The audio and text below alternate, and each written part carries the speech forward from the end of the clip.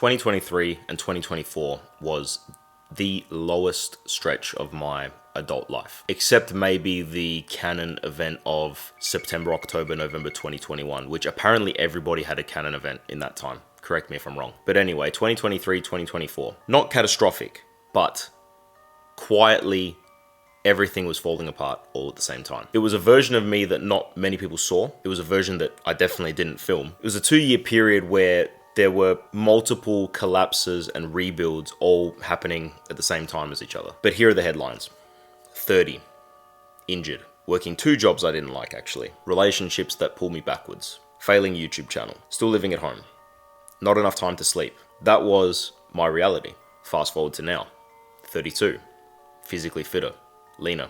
Stronger. Working 1 job, which not only gave me the leverage to leave home and start an independent life, but also gave me more leverage to then give back some energy into this. YouTube channel still struggling, but now I have the bandwidth to actually fix it. Much better relationships wise, and more time to sleep.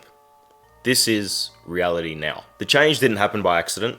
I reached a tipping point and I tore everything down and started again. It was a big reset. It was a change in habits, a change in life setup. It was a small change in mindset, but more so doubling down and returning back to the same delusional optimism that got me started on YouTube in the first place. It was this delusional optimism that had carried me for the last 30 years, and I had almost let it die in the last 2. And this change that I had, I can boil it down to 5 words. Learn, fight, lift, create, live. It's not in any particular order, but it underpinned this massive period of change for me. My habits changed because my actions changed. My actions changed because my beliefs changed. My beliefs changed because my thoughts changed. And my thoughts changed because my inputs changed. That is the process. From my inputs to the rest of my life. And what do I mean by inputs? I mean all the information that I took in. Every YouTube video I watched, every book I read, every person I hung around with. I audited all of it. Once you change them and stick with that change, the rest will fall like dominoes. For me, the most important things were who I listened to on YouTube and the content I consume, whether that's through books or videos, and also my friends. Choosing, and by my friends, I mean choosing which of my friends to listen to more so than the others. Some I even had to cut off. And just on that, you are the product of the people you spend the most time with. So choose who you hang out with wisely, and even more so, choose how much time you spend with them. Stay away from losers. Stay away from negativity. Stay away from people who, this is gonna ruffle a few feathers, stay away from people who are cheap in money and ambition. Stay away from cowardice as well. You know the saying, fuck it, we ball? Hang around people who embody that in a way.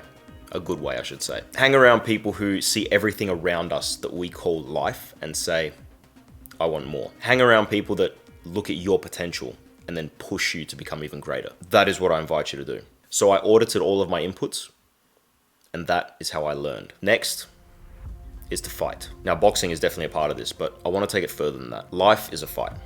Routine is a fight. Your future is something you fight for every single day. Learning to fight, just while we're on the boxing thing, is something that changed my life in a very positive way. And I'm thankful to every coach, sparring partner, and friend that I met along the way. And boxing gave me more than just the ability to rock your jaw if I ever want to. It gave me the ability to handle whatever life throws at me. I don't care so much that my 9-to-5 job is hard. It's easier than fighting someone and losing. I don't care that someone didn't reply if I shot my shot.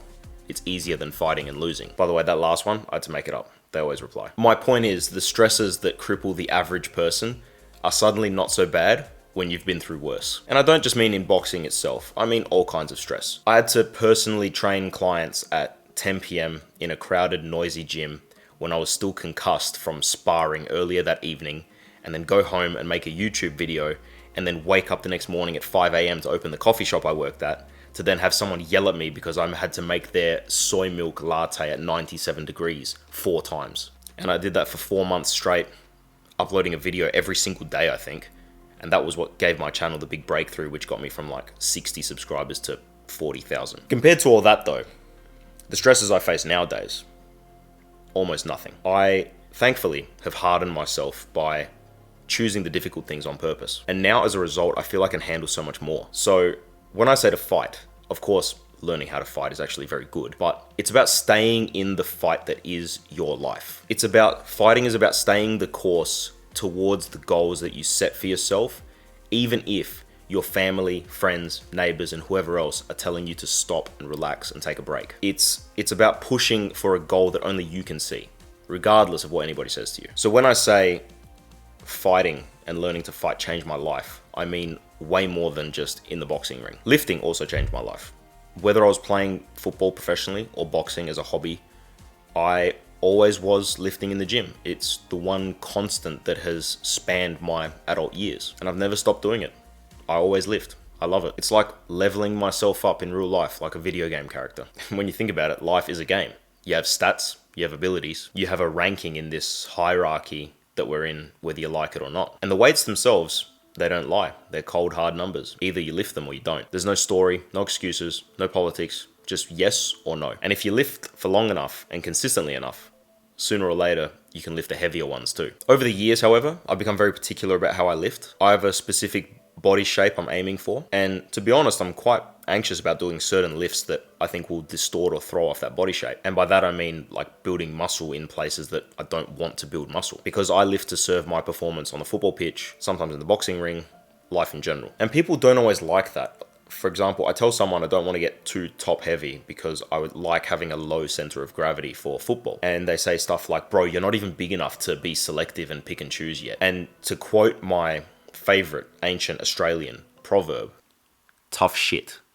Because lifting is special because you're both the sculptor and the marble at the same time. You build the body, but you also build the confidence, discipline, and consistency at the same time. And lately I've extended this to food. Food was the one weapon I never leveraged during my professional sporting career, which is very silly. I should have, but admittedly I didn't. I ate whatever I wanted, whenever I wanted, because I ran all day at training and I burned it all off. And eventually it caught up to me. The last 2 years proved it with the weight I gained, and I'm making a video about that. So lifting and training in general has taught me something brutal, and it's your body always keeps score. And here's a fact that most people don't know. The strongest predictor of lifespan and longevity is leg strength.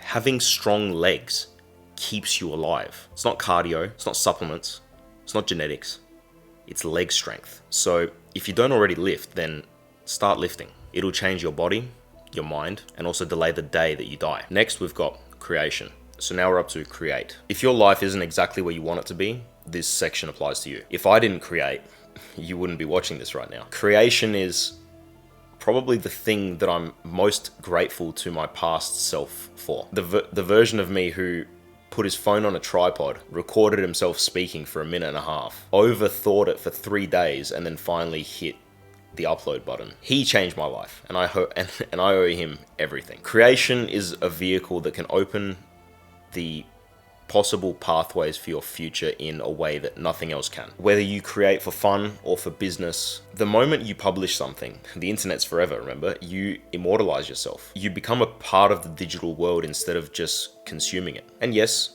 I have my issues with the modern world, but I am grateful for YouTube. YouTube is the new TV, the new Netflix, the new media. I love this platform. I love that a video that I made in my old bedroom reached 1 million people, and people identified with it and got a positive benefit from what I had to say. And those people are on the other side of the world, and I never would have been able to reach them otherwise. Now, I digress. Creation is not just YouTube. Creation is writing. I love writing. I love expressing my thoughts in written word because writing forces you to think and articulate yourself clearly. So to write is to think, and to think is to write. Everyone writes. Like, you write, I write. Everybody's persuasive as well. And if you think you've never done persuasive writing, have you ever sent a text message? But the truth is that creation terrifies a lot of people. It terrified me for years. But my only regret is that I didn't start sooner. And clicking upload for the first time was one of the most terrifying, but also the most liberating thing. And what I've grown to learn over the past 2 years is that if you are dissatisfied with your life, creation is not your best option, it's your only option. I'm going to say that again. If you're dissatisfied with your life, creation is not your best option, it's your only option. Because, and contrary to what a lot of you are gonna say, I know that I'm gonna get some arguments in the comments, creating makes you irreplaceable to AI. It makes you more valuable than any one employee. It builds assets that work for you while you sleep. And if you have any skill, any knowledge, any experience, if you've ever solved a problem, then you can create something which can help somebody else. So I implore you to try it. You don't have to, but my perspective is everybody should try it. And the last pillar, the one that I adopted most recently, is to live. For most of my 20s, I didn't live all the time. I trained, I worked, I grinded myself, and for good reason, because I had goals and I achieved those goals, especially in the sporting world. I pushed myself to be on all the time though.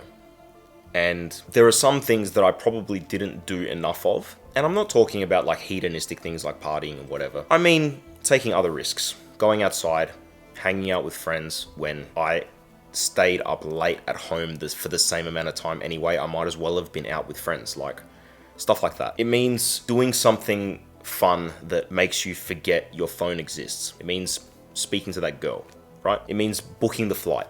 It means changing your clothes, throwing out the old ones, buying new ones. It means letting yourself relax a little bit, letting yourself recharge. It's about letting yourself have fun without guilt, because without those moments, you have nothing to fuel the discipline, the training, the grind. Even machines need downtime. Humans need it even more. And like I said, to live doesn't mean to do stupid, degenerate things. It doesn't mean blowing your money at the casino or developing bad habits. It means embracing life instead of avoiding it. It means to have taste. It means to drink an espresso, to cook a steak on the barbecue and blast 80s music with your friends and maybe have one beer while there's reruns of WrestleMania 21, Batista versus Triple H on the TV. That's what I mean. It means traveling and seeing the Greek islands and seeing how good life actually is. But anyway, I digress. It means to break your routines on purpose to return as a stronger, recovered, and recharged, better version of yourself. So yes, if all of that feels too big, start small. Take a walk outside. Embrace the sunlight. That's bar none one of the biggest changes. Spend more time outside, please. And so, if you woke up this morning, if God gave you another chance, embrace it. Go outside. Go for a walk. See your friends. Do things that are fun, that make you forget to check your phone. These 5 things helped change my entire life in the past 2 years. Learn, fight, lift, create, and live. Done.